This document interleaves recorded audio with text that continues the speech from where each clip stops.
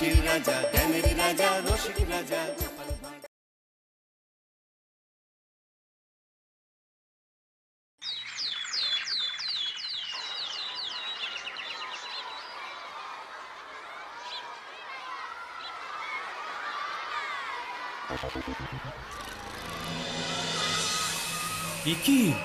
কি বিশৃঙ্খল অবস্থা! গোড়াতেই এত গলদ থাকলে পরে কি হবে? হ্যাঁ, না, ব্যাপারটা তো জানাতে হবে।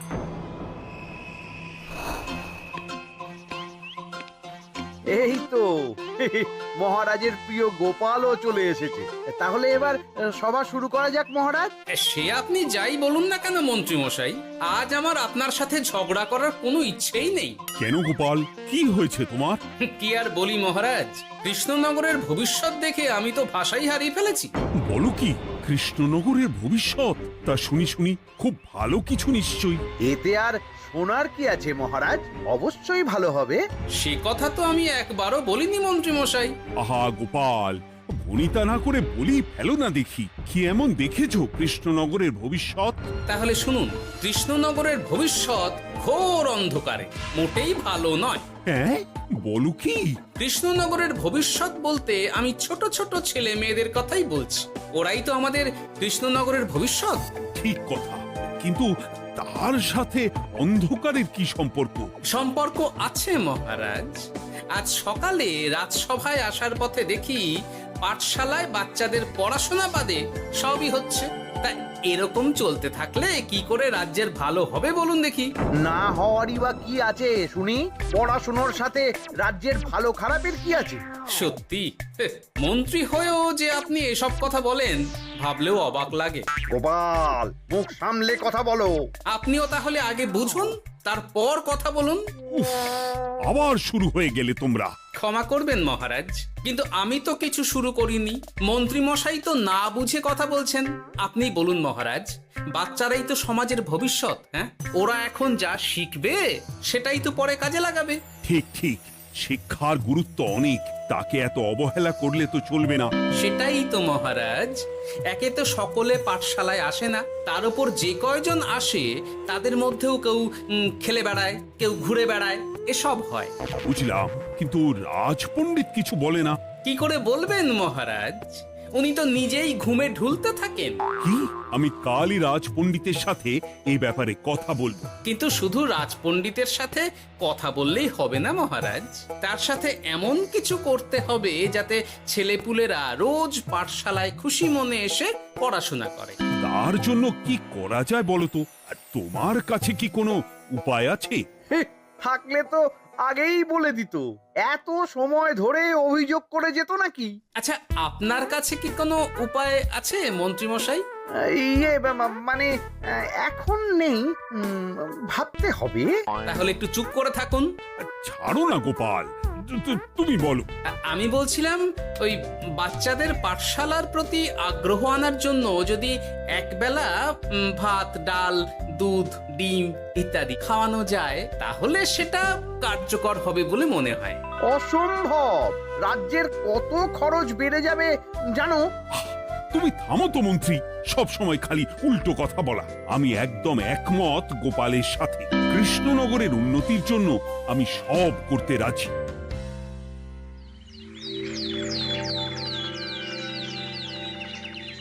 তোমার কিছু বলার আছে পণ্ডিত পাঠশালার এই অব্যবস্থার ব্যাপারে? আজ্ঞে মহারাজ, অনেক ভোরে উঠি তো, তাই একটু চোখ লেগে যায় আর কি। চোখ লাগারও আর সময় পেল না তোমার? পড়ানোর সময়ই চোখটা লাগতে হলো। যাই হোক, যা হওয়ার হয়ে গেছে, আর যেন এমন না হয় সেটা কিন্তু মাথায় রেখো। আজ্ঞে মহারাজ, কথা দিচ্ছি আর কোনোদিন পড়ানোর সময় ঘুমোবো না। বেশ, আর মন্ত্রী, তোমার উপর একটা দায়িত্ব আছে। বলুন মহারাজ। তুমি পাঠশালাতে পড়াশোনা শুরু করতে পারবে এমন বয়সী সকল বাচ্চাদের মোট সংখ্যাটা জেনে কোনো দোকানদারের কাছে গিয়ে সেই পরিমাণ শস্যপাতি আর ডিমের বায়না দিয়ে আসবে। আর হ্যাঁ, একজন ভালো রান্নার ঠাকুর জোগাড় করো। যথাজ্ঞা। আরে বাস, এ তো দারুণ সুযোগ। এই ফাঁকে আমারও কিছু লক্ষ্মী লাভ হতে পারে। গোপাল, তোমারও একটা দায়িত্ব আছে। হ্যাঁ, বলুন মহারাজ। মন্ত্রী যে দোকানদারের কাছে সব জিনিসপত্র বায়না দেবে সেখান থেকে জিনিসপত্রগুলো নিয়ে তুমি রোজ পাঠশালায় পৌঁছে দেবে, কারণ এসব ব্যাপারে মন্ত্রীর ওপর আমার ভরসা নেই। ঠিক আছে মহারাজ। মহারাজের বেশি বেশি বলে কিনা আমার ওপর ভরসা নেই। সব জোগাড় করব আমি, আর শেষ বাজিটা মারবে গোপাল। আরে না, ভালোই হলো। আমি যদি কিছু করিও তবু দোষ পড়বে গোপালেরই উপর। কি ব্যাপার, মন্ত্রী মশাই কিছু বললো না এটা শুনে? কি ভাবছে এত? ঠিকই বলেছেন মহারাজ, এসব কাজ গোপালই ভালো করতে পারবে। বাবা, ওভাবে কেন বলছো গোপাল? আমিও তো চাই কৃষ্ণনগরের ভালো হোক। বেশ, ভালো হলেই ভালো। শোনো ঠাকুর, তাহলে ওই কথাই রইলো। দেখো যেন কোনো ভুলচুক না হয়। ঠিকঠাক কাজ করলে ভালো বকশিস পাবে, কেমন? হ্যাঁ হুকুম, কোনো ভুল হবে না। পাথর ভেঙে এক বস্তা কাঁকর আমি তৈরি করেই এনেছি, আর অর্ধেক দুধে অর্ধেক জল মেশানো আর ডিম সরানো, এই তো সব হয়ে যাবে। হ্যাঁ, তবে দেখো গোপাল যেন এর টের না পায়। না না হুকুম, তু গোপাল কেন, কাকপক্ষীও টের পাবে না।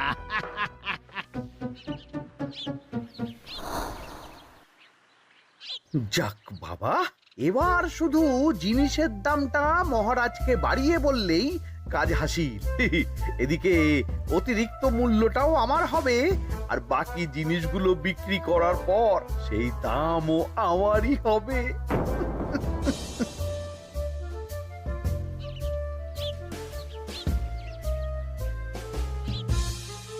ওরে, কোথায় যাচ্ছিস সব তোরা? কাল থেকে অবশ্যই সব পাঠশালায় যাস, কিন্তু বন্ধুদেরও বলিস যেতে। ভাত, ডিম, দুধ আরো কত কি ভালো ভালো সব খাবার দেওয়া হবে রে। তাই ডিমও দেবে? হ্যাঁ রে, মহারাজ এই নতুন নিয়ম করেছেন। আমি নিজে গিয়ে জিনিসপত্র দিয়ে আসবো। কে মজা, আমি তো তাহলে রাত যাব পাঠশালা। আমিও যাব। বেশ দারুণ ব্যাপার হলো তো, এবার তো রোজ পাঠশালা যেতেই হবে। আচ্ছা বেশ, এবার চলি তাহলে।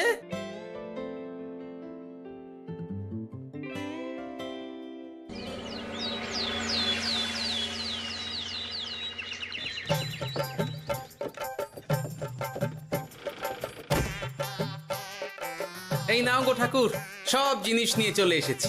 একবার মিলিয়ে নাও দেখি। ঠিক আছে গোপাল দাদা, এখনই সব দেখে নিচ্ছি।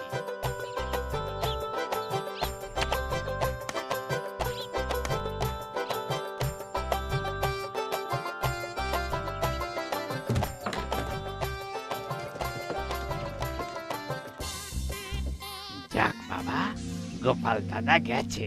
এবার মন্ত্রী মশাইয়ের কথা মতো সব করলেই কেল্লা ফতে।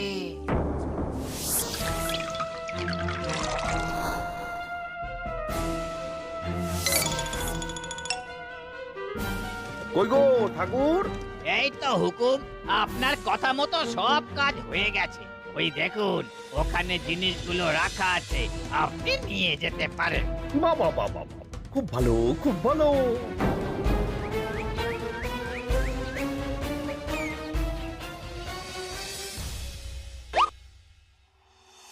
ও কি, অর্ধেক ডিম দিলে যে, বাকিটা কোথায়? কিসের বাকি? ডিমটা অমনি দেখতে। বললেই হলো, ডিম কখনো অর্ধেক হয়? বাকিটা কোথায় বলো, নইলে কিন্তু। আরে বাবা, তুমি ডিম খেতে খুব ভালোবাসো বুঝি? হ্যাঁ তো। তাহলে এটা জানো না যে অর্ধেক ডিমের দ্বিগুণ শক্তি হয়?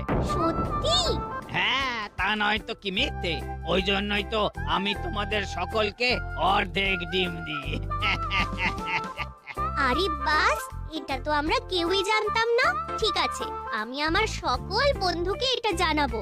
যাক বাবা, বিশ্বাস করলো তবে, নইলে আর একটু হলেই ধরা পড়ে যেতাম।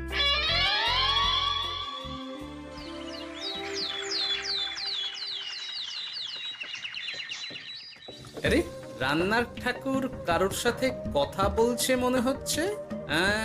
পেছন থেকে দেখে তো মন্ত্রী মশাই বলে মনে হচ্ছে। একটু কাছে গিয়ে দেখি তো কি ব্যাপার।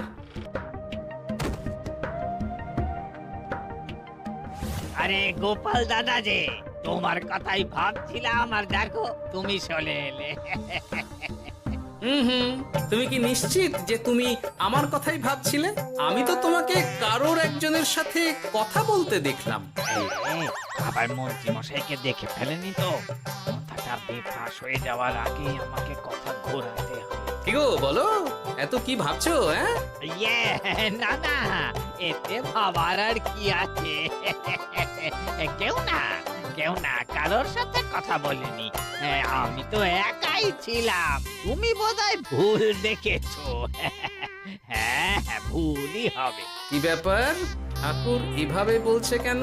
তাহলে কি সত্যি ভুল দেখলাম নাকি অন্য কোনো ব্যাপার আছে? না, পরে দেখতে হচ্ছে। ঠিক আছে, এই আমি যাই গো। হ্যাঁ, অনেক কাজ আছে। হুম, না না না, ঠাকুর যতই বলুক না কেন, কেউ ছিল না সেখানে, তবু মনটা কেমন যেন খটকা লাগছে। যাই হোক, মনে হওয়া নিয়ে তো আর কিছু করা যাবে না। এখন যাই কাজে। তা মন্ত্রী, পাঠশালায় রোজ ভালো মানের আনাজপাতি যাচ্ছে তো? আগে হ্যাঁ মহারাজ, আমি তো ভালো মানেরই সব চাল ডালের বায়না দিয়েছি। কথা মতো তো সেগুলোই পাঠানোর কথা। তবে বাকিটা গোপাল জানে। মানে গোপাল জানে মানে ঠিক কি বলতে চাইছেন আপনি মন্ত্রী মশাই? না মানে জিনিসগুলো সব নিয়ে তো তুমিই যাও, তাই আর কি। সেটাও করতে হচ্ছে, কারণ মহারাজ আপনার উপর ভরসা করতে পারেন না। গোপাল, ঠিক আছে, আমি বুঝতে পেরেছি। মন্ত্রী, সপ্তাহে সপ্তাহে জিনিসের দাম মিটিয়ে দিচ্ছ তো? হ্যাঁ, আগের সপ্তাহের দাম মিটিয়ে দিয়েছি, কিন্তু পরেরটা বাকি। আর মহারাজ, বলছিলাম কি, পরের মাস থেকে জিনিসের দাম একটু বাড়তে পারে। কি হলো? মন্ত্রী মশাইয়ের এই ব্যাপারটা কেমন যেন লাগলো না, চোখে চোখে রাখতেই হবে।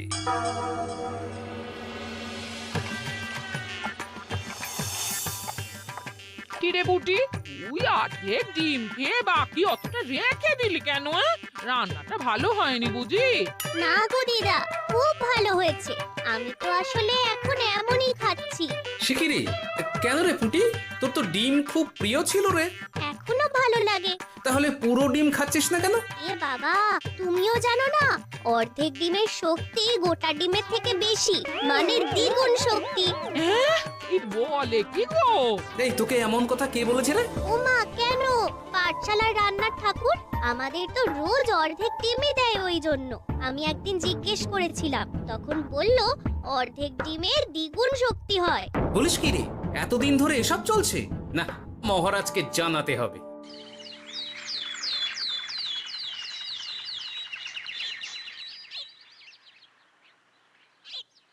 আরে গোপাল এত সকাল সকাল রাজবাড়ির দিকে যাচ্ছে কেন? গিয়ে আড়াল থেকে দেখি তো।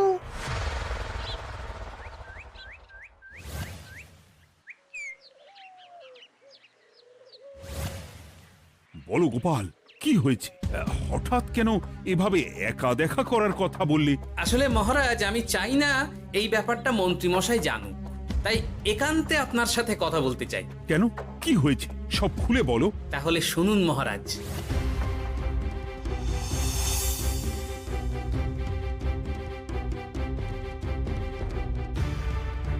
কি সাংঘাতিক ব্যাপার! আমি এখনই ওই রান্নার ঠাকুরকে কারাগারে বন্দি করার আদেশ দিচ্ছি। না মহারাজ, সেটা ভুলেও করতে যাবেন না। আমার এই পুরো ব্যাপারটাতেই সন্দেহ আছে। পুরো পরিকল্পনার পেছনে মনে হচ্ছে অন্য কেউ আছে মহারাজ। তুমি ঠিক কার কথা বলতে চাইছো? প্রমাণ ছাড়া তো আমি কারো নাম বলতে পারবো না মহারাজ।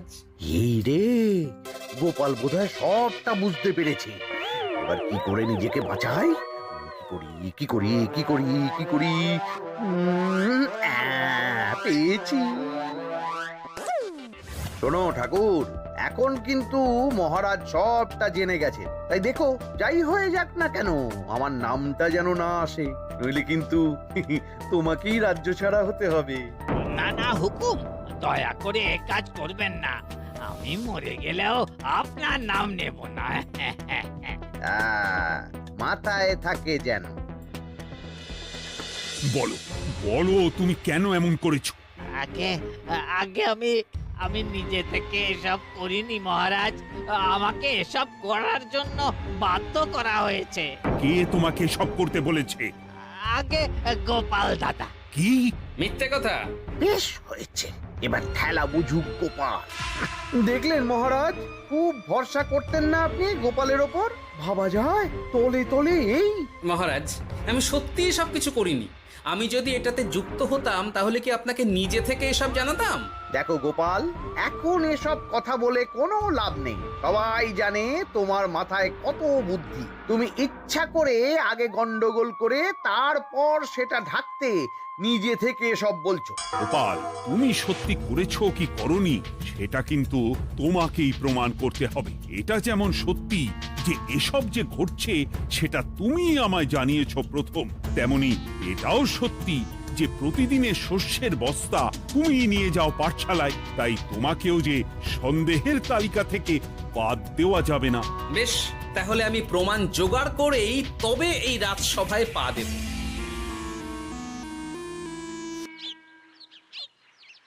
আজকের পরে আমি আরো নিশ্চিত যে এসবের পিছনে মন্ত্রীমশাই যুক্ত আছে। এবার শুধু ওনাকে হাতে নাতে ধরার ব্যবস্থা করতে হবে। ও কি দাদু, তুমি এই সময় বাড়ি ফিরছো? হ্যাঁ রে, তোর দাদুকে আর চোরের অপবাদ দিয়েছে, তাই প্রমাণ জোগাড় না করে আমি রাজসভায় যাব না। কি বললি? তোমাকে কে চোরের অপবাদ দিয়েছে? কে আবার? ওই মন্ত্রী। কিন্তু আমার সন্দেহ হচ্ছে যে আসল চোর ওই মন্ত্রী। বাস, তাহলে আর চিন্তা কি? আমরা আছি তো, মন্ত্রীর ওপর নজর রেখে তোমাকে সব খবর দিয়ে যাব। হ্যাঁ দাদু, আমারও অনেক রাগ হয়েছে। এতদিন মিথ্যে বলে আমাদের অর্ধেক ডিম খাইয়েছে। আমি এটা কিছুতেই মানতে পারছি না। এবার সত্যিটা সবার সামনে আসবেই।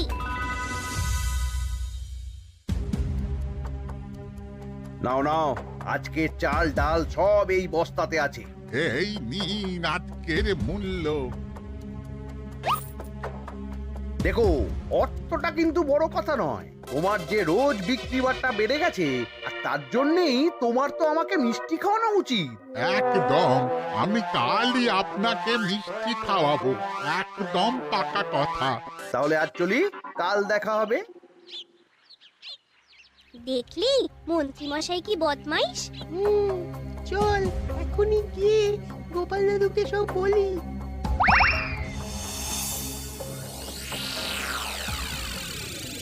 তাহলে এটাই হলো আসল ব্যাপার।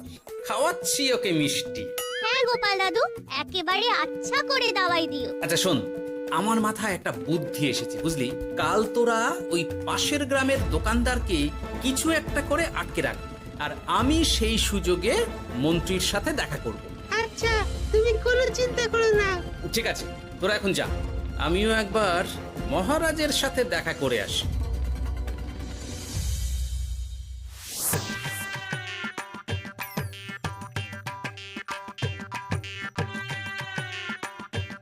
আসতে পারি মহারাজ? আরে গোপাল জি, এসো এসো। মহারাজ, কথা মতো আমি প্রমাণ জোগাড় করে ফেলেছি, কিন্তু সেটা দেখার জন্য আপনাকে কাল আমার সাথে একটা জায়গায় যেতে হবে। বেশ, আমি যাবো।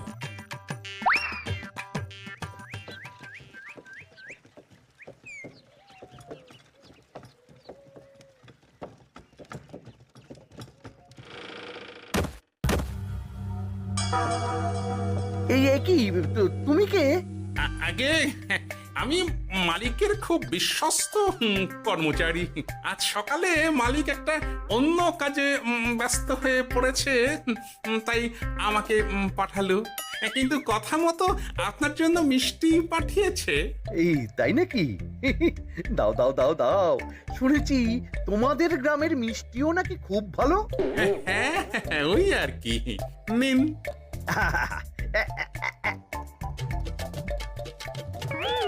এই, ওরে বাবারে, ওরে বাবারে, মরে গেলাম রে, বাঁচাও। কেমন চলে গেল, লাগছে চলে গেল। মন্ত্রী মশাই? গোপাল, তুমি তোমায় আমি ছাড়বো না। এই যে গোপাল দাদু আসল দোকানদার। কি? আসল দোকানদার? এই রে, এবার কি হবে? তোমার কি আর কিছু বলার আছে মন্ত্রী? তোমার সব কর্মকাণ্ড আমাদের কাছে ফাঁস হয়ে গেছে। তোমার সাহস কি করে হয় কৃষ্ণনগরের ভবিষ্যতের সাথে এমন করার? ক্ষমা করে দিন মহারাজ, আর হবে না, ক্ষমা করে দিন। না না না না, শাস্তি তো তোমাকে পেতেই হবে।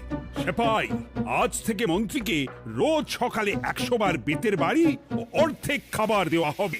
অর্ধেক খাবার? কেন জানেন না? অর্ধেক খেলে দ্বিগুণ শক্তি বাড়ে। ওরে বাবা গো, আমার আমার আমার মাথা ঘুরছে।